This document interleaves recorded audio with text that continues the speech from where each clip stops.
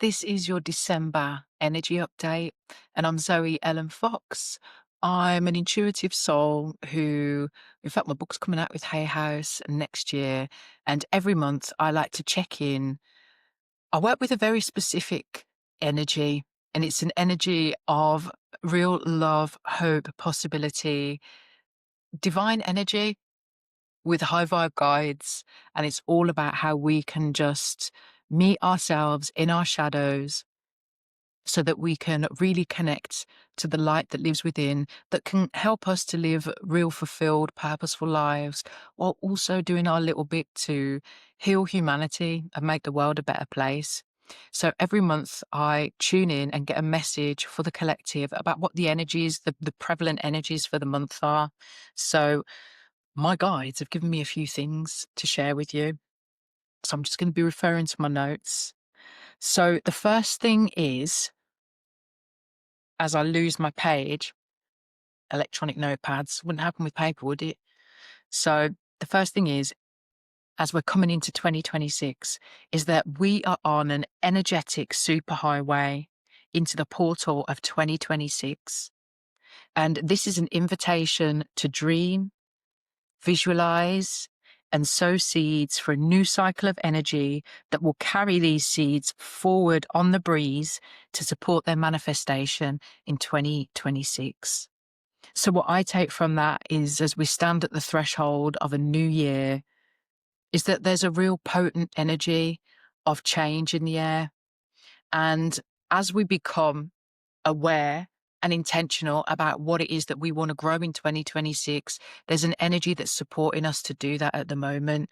So it's a great time to just bring into awareness where you're going, what you're doing, what you want to see happen in 2026, what you want to make happen in 2026. Because if you start to get clear about it now, then that's part of the job done, is in getting that clarity. So start getting clarity of thought, start thinking about how 2026 wants to look for you, or how you want 2026 to look. You're on this energetic superhighway of change. Plant those seeds, take some time, have a think. So the next thing that came through was almost brutal self-reflection.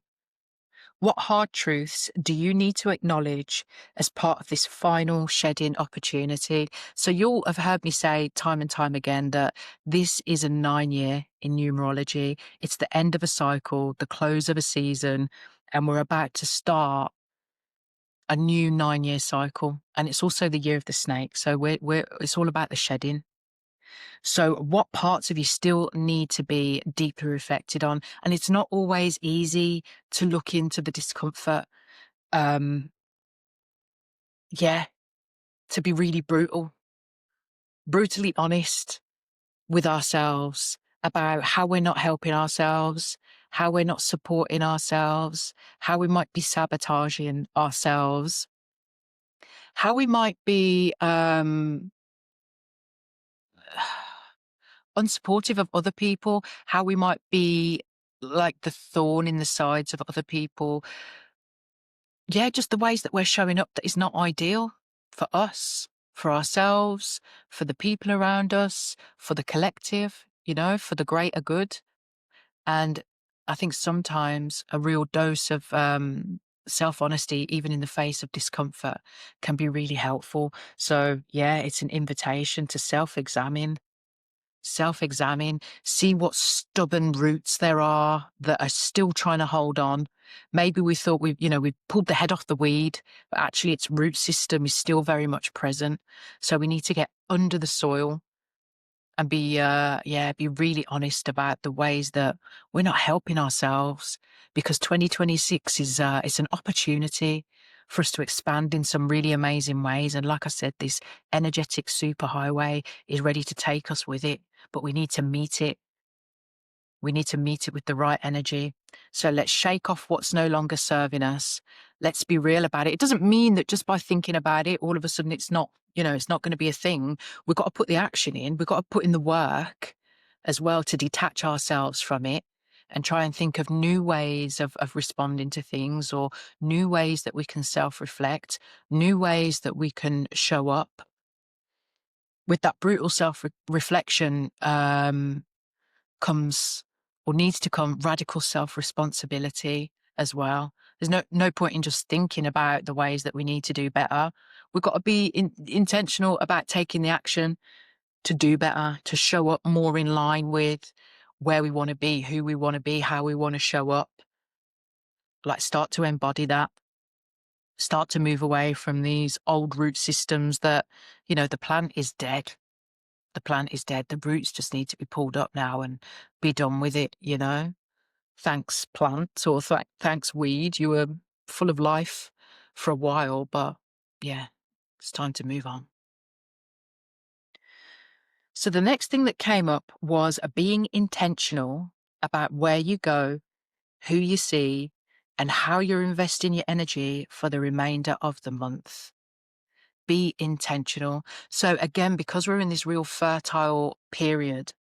Oh, my mic is not working, is it? Is it? We'll keep going. Because we're in this real intentional period. I got sidetracked now because I realized I haven't got my mic plugged in, and then I looked and I was like, oh no, but some sound is coming in, so I'm just going to keep going. So now I've kind of lost my track. So let me just backtrack. So be intentional about where you go, who you see, and how you're investing your energy for the remainder of this month. That's right, because we're in this real fertile window now of planting seeds for 2026. We want to make sure that what we are planting is congruent with what we want to see growing. So you might have people or places that aren't really supportive of who you're becoming, how you're growing, what you want to see manifest in 2026. So how can you just be intentional about that? Like, if there's people that are really bringing you down, people that don't support your confidence, people that don't support your vision, people that are detrimental to your worth. And it doesn't mean cutting people off.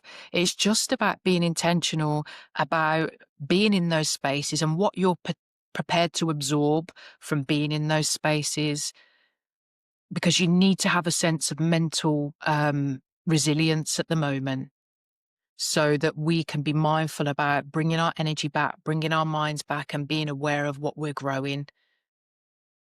Our energy is really powerful and it's potent at the moment, and we don't want to be like pouring our energy into these energy drains. Like, bring your energy back. How can you be using it better? How can you be using your time better? Maybe it's to rest. Maybe it's to visualize. Maybe it's to plan. Whatever it is, be intentional about where you're going, and that the spaces in which your energy is going to be ruminating in for the rest of the month. And then with that, I guess, comes boundaries. Practice your boundaries. Practice your boundaries where you need to. Your future self is watching and supporting you to take right action towards who you're becoming, and it starts with healthy boundaries. So what are you like with boundaries? Are you a very boundaried person, or do you struggle? Do you articulate your boundaries well, or do you hesitate because, you don't want to make other people uncomfortable, so you'd rather be uncomfortable because, you just keep your mouth shut so you stomach the discomfort? And I'm wondering if that's disempowering for you, to not be able to assert what you need. Boundaries is something that I've really had to work on throughout my life, because I was always a people pleaser, didn't want to didn't want to, upset the apple cart, make myself uncomfortable for somebody else's comfort. So have a little think about that for you. What does that look like for you? How do boundaries show up for you? And not only do you articulate the boundary, but do you then honor it?